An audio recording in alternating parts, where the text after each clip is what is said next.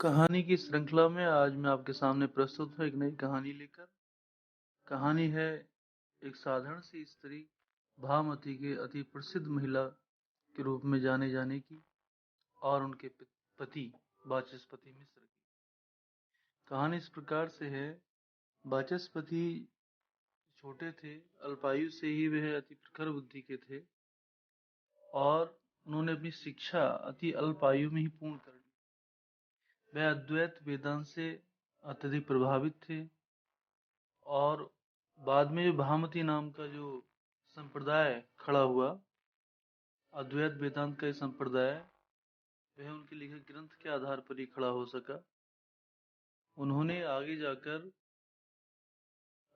शंकराचार्य के जो भाष्य था ब्रह्म सूत्र, उसकी टीका लिखी। तो ऐसा हुआ, बचपन में उन्होंने अपनी माँ से कहा कि मैं ब्रह्म सूत्र पर एक भाष्य लिखना चाहता हूँ और इसमें काफी लंबा समय लगेगा तो मुझे किसी प्रकार का व्यवधान न पड़े।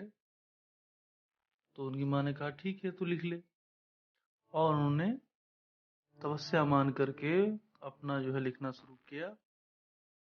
कुछ समय पश्चात, क्योंकि उनके माता पिता अत्यधिक बूढ़े हो चुके थे, तो उनके मन में ख्याल आया कि क्यों ना इसका विवाह कर दिया जाए। अब वाचस्पति मिश्र बाहरी दुनिया के बारे में ज्यादा जानते नहीं थे, उनको केवल अपने काम से मतलब था, स्वाध्याय की लगन थी, उसी विचार में मग्न रहते थे। तो उन्होंने कहा कि कर दीजिए। सोचा कि माता पिता कह रहे हैं तो कोई अच्छी बात ही होगी। तो इस प्रकार से एक दिन वो विवाह करके उनको ले आए। उनकी पत्नी का नाम था भामती। अब भामती देखिए बड़ी ही सहनशील, बहुत ही धैर्य वाली महिला थी। वो ब्याह करके ले तो आए, लेकिन अपने जो कार्य था उसमें निरत रहे, सदैव शास्त्र को लिखने में निरत रहे, और उन्होंने भी पत्नी की तरफ कोई ध्यान नहीं दिया, जैसे कि उसको विस्मृत ही कर गए हों, भूल ही गए हों। भामती भी अद्भुत महिला थी। वह सुबह शाम उनको खाना दे जाती थी, जहां वो लिखते थे वहां दिया जला जाती थी। इस बात का विशेष ध्यान रखती थी कि कहीं वह दिया बुझ ना जाए। दुनिया भर के सारे काम छोड़कर पहले वह दिए में तेल डालती, समय से उनको भोजन देती।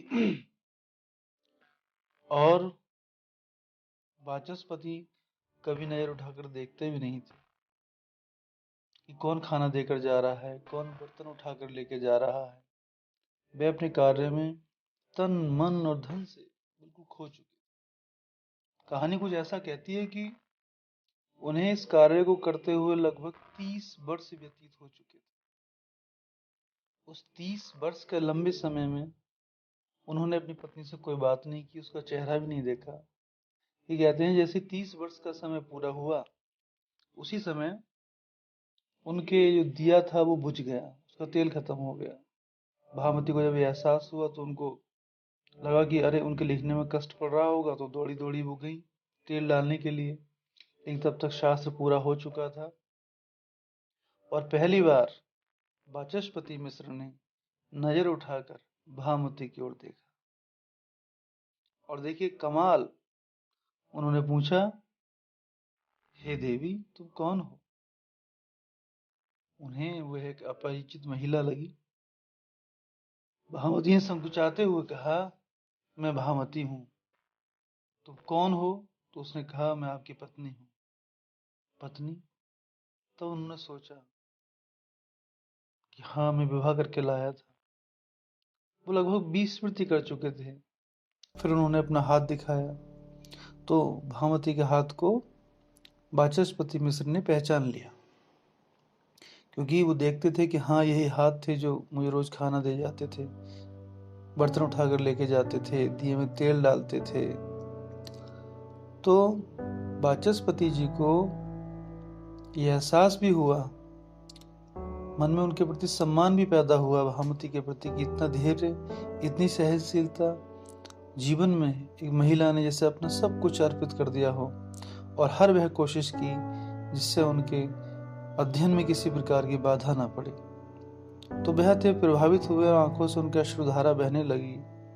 तुरंत उन्होंने कलम उठाकर जो पुस्तक लिखी थी उसको ऊपर लिख दिया भामती, अर्थात उन्होंने जो ग्रंथ लिखा था उसको उन्होंने भामती नाम दिया।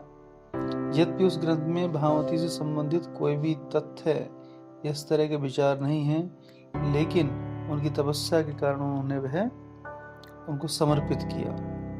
तो ऐसी अद्भुत महिला भामती, उसी के कारण वह आज इतनी प्रसिद्ध हो चुकी हैं और एक भारतीय महिला का, एक सतीव्रती स्त्री का प्रतिनिधित्व करती हैं।